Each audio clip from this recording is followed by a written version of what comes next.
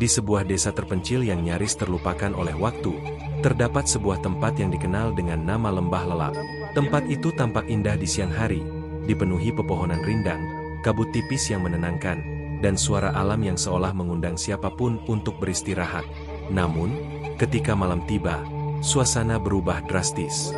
Warga setempat percaya bahwa siapapun yang tertidur di area lembah itu tidak akan pernah benar-benar bangun sebagai diri mereka yang sama.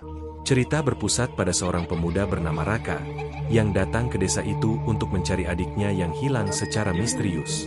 Dari cerita warga, adiknya terakhir terlihat memasuki lembah lelap setelah mengalami gangguan tidur selama berhari-hari. Raka, yang awalnya tidak percaya pada cerita mistis, mulai merasakan kejanggalan sejak malam pertamanya menginap di desa tersebut.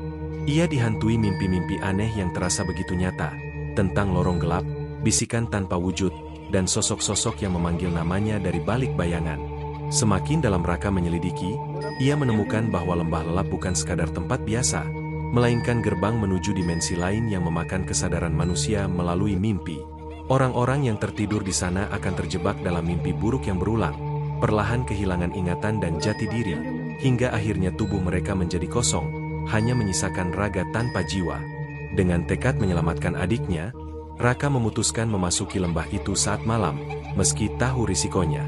Ia harus menghadapi mimpi-mimpi terburuknya sendiri, trauma masa lalu, rasa bersalah, dan ketakutan terdalam yang menjelma menjadi kenyataan.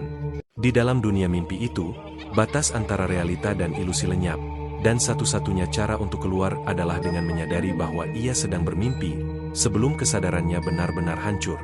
Namun, semakin lama Raka terjebak di dalam mimpi, ia mulai meragukan mana yang nyata. Apakah ia benar-benar berusaha menyelamatkan adiknya? Atau justru ia sendiri sudah lama menjadi bagian dari mimpi buruk itu?